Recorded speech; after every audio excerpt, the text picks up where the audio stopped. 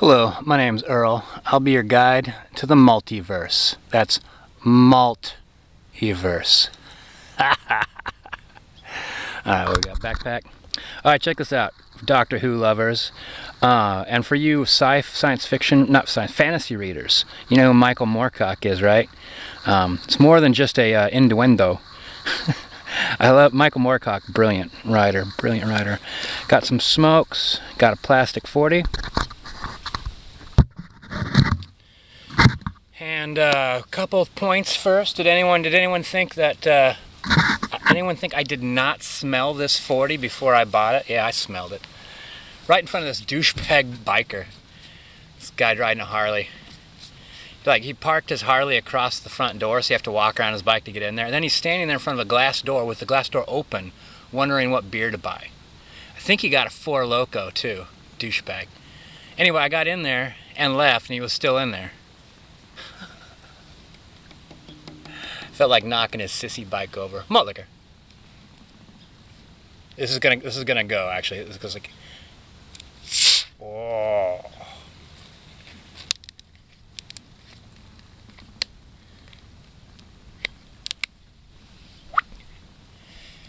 Cap would go in pocket, except it's gigantic. I'm just gonna put it in my backpack.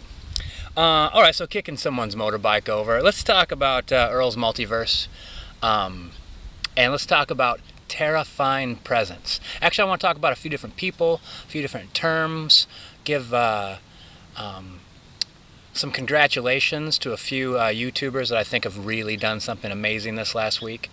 But first off, oh my gosh, I'm so thirsty.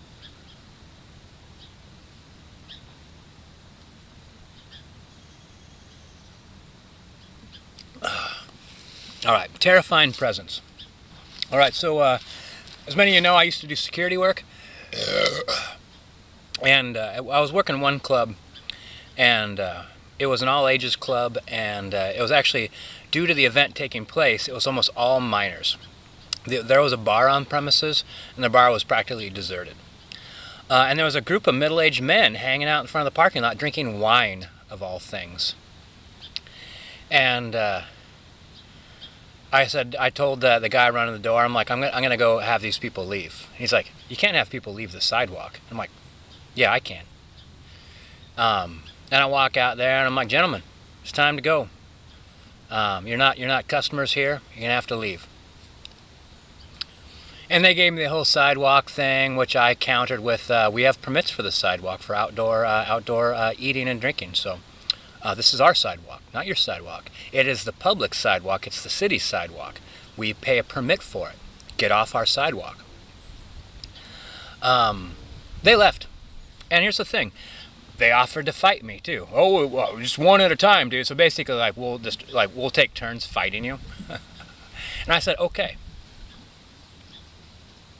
You know, because then you will still leave, and some of you will leave in cop cars, but you will leave. Under no circumstances are you staying. That's terrifying presence. You have to really mean it. I was prepared to fight each and every one of them, or all of them at once, because I knew the police would come. I knew they would get arrested. I also knew I could probably kick all their asses. It comes across. Not necessarily confidence that I could survive this situation, or I'll beat you all up, but just confidence in, like, I could get in a fight. You guys could all be pummeling me, and I'll be pummeling back until the cops come. Then I'll continue with my job. I get a bonus for getting in a fight, oddly enough. And some of you guys will be in jail. You know, and I'm not bragging about violence or anything like that. I'm just saying, like, you can get away. I'll tell you, but that was a non-violent solution. The reason why that was non-violent is because of that whole terrifying presence, like the whole idea that I would do whatever it took to, you know, make sure they left. So the second last story of terrifying presence is I was at the dog park. This is a fenced-in one out in kind of a rich neighborhood, and I'd been there a couple times before, and I always recognized everybody there, and everybody there stood in a circle. And also, it was the very first dog park that I felt that was unfriendly. I kept showing up, people would kind of glare at me.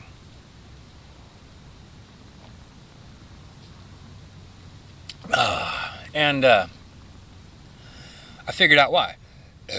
because some of their dogs were aggressive, but they had worked it out amongst the pack. The other dogs were really submissive to these two aggressive dogs. And so this one dog came over and just straight up bit Aquila. Just went right for his leg and chomped down on it. That was the first time that had ever happened to Aquila. Aquila's been raised on love and kindness. They separated, and I moved my dog to far away to the opposite end of this dog park. I put a leash on him. I attached the leash to a fence pole, and I walked over to the owner. And the owner, they were actually smiling and laughing. I felt like an after-school special. And I said, hey, I want to leave with my dog. And they're nodding their head like, yeah, damn right you do. And I'm like, so I need you to put your aggressive dog on a leash while I do that. And the guy's like, why should I put my dog on a leash? I'm like, because you've got an aggressive dog, and I want to leave this park safely. He's like, I don't have to put my dog on a leash. I'm like, all right, I'll tell you what I'm going to do. I'm going to put your dog on a leash. And he interrupted me and said, and I'll stop you. I'm like, and I'll keep trying to put your dog on the leash. He's like, and my dog will. And I'm like, and your dog will bite me. And I smiled. Like, I brought him to that conclusion, as if like he thought he was going to surprise me with him struggling with me and his dog biting me. But I worked him that way quite quickly. And I'm like, so what happens then after your dog bites me as I'm trying to put your aggressive dog on a leash? Your dog dies, you go to court, and I have access to your wallet faster than you could look up traumatized or or assault. And not only did he put his dog on the leash, but the other guy had an aggressive dog who hadn't even done anything yet, put his dog on a leash. And then I went back and got my dog, and they all moved back, and I walked out like a boss. I could have actually said, all you guys go stand out in the parking lot until I drive away, and they would have done it. Just because they knew I would do exactly what I say. There's like, I wasn't trying that out on them or anything either. All right, end of Terrifying Presence story. Now we'll get to Stephen Maltern said making 3 malt liquor videos out of 1 malt liquor bottle. And he didn't ask the question. He said like 209 J. Jones would break out the whistle. And I'll give you the reason why the Earl can do such a thing. Because fuck you, that's why.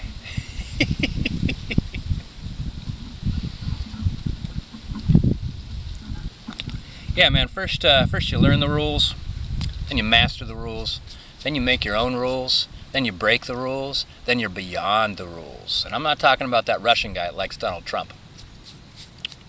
The rules. All right, next up, the Brister. The Brister, one of the people that have disappointed me this week. What up, the Brister? It's your pal, Earl.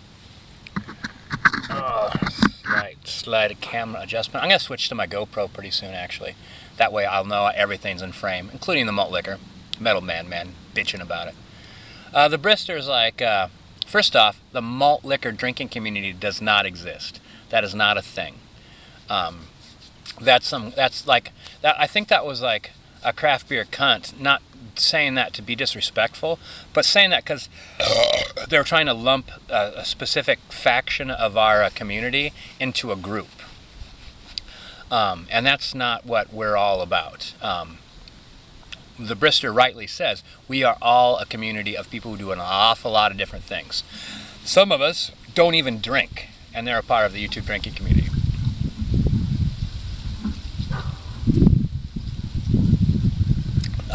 So I'm not going to really discourage the use of that word. It's just flat out forbid it. My word is law. I am the boss of you. Like, only if you're going to use that term, it should be sarcastic or insulting. But it shouldn't be thought of as a real thing. There's no such thing as the malt liquor drinking community. Now, in the YouTube drinking community, of all the people drinking craft beers, bad beers, domestic beers, regular old beers, fruity malt beverages, fruiting up their malts, vegetabling up their regular beers, reviewing beers. Oh, God. Good God. Now, all those people should be drinking malt liquor. Malt liquor.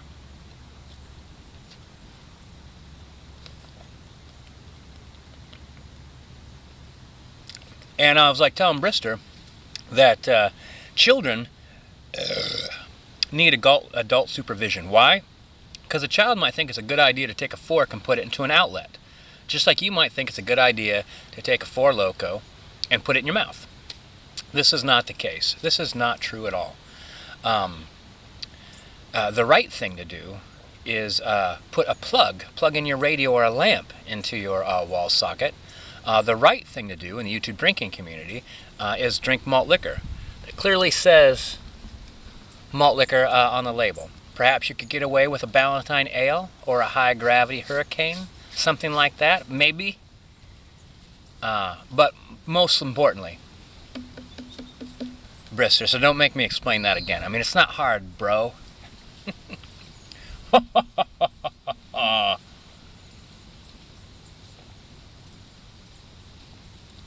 About halfway down. I might get another like 6 or 7 videos out of this. And lastly, I'd really like to thank Ted Barris for some, not only some interesting videos, creative videos, but being really sharing about who he is as a person and his history. He's very open about his pain. I imagine if you've had a lot of pain in your life, the only way to have it heal, I suppose, is to be open about it, not try to cover it up so it lasts forever. So I'm impressed by Ted, so shout out to you, sir. Though, you know, drink only malt liquor and only malt liquor, Ted Barris. I know you're challenged living out there on the coast, but I also know you're close to places to get malt liquor, because I've been out there. Never invited over to your house, I guess. Other people get invited over. I don't get invited over. It's no big deal.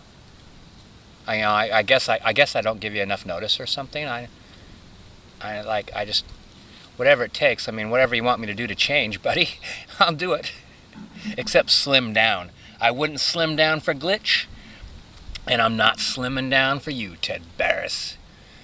All right, who else? Oh, what's that guy's name? The Craft Fear. I'm so delighted with Craft Fear, and I'd like to say that my favorite videos are the 2 that he has done of me, which I quite like. But I'm gonna have to say my favorite one is Sandra Pina. Oh, the doggy.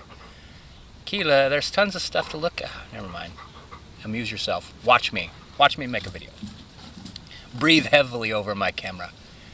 My favorite video of yours is the Sandra Pina video. The whole like, it was like reminded me of Pitch Perfect. Not only is that a Pitch Perfect, a perfect girly movie, it's a perfect early movie, man. That movie's so good. I've seen that movie 3 times. It fucking makes me laugh. All right, where does that leave me with? Oh, we'll finish with just, you know, the Metal Madman. Yeah, at the very end of the video, like 2 people have made it this far. Metal Madman. I wanted to give you, I had like, there's 2 sets of leeway that I wanted to give you, some like room for you to maneuver. Rugby. I'll drink one more sip.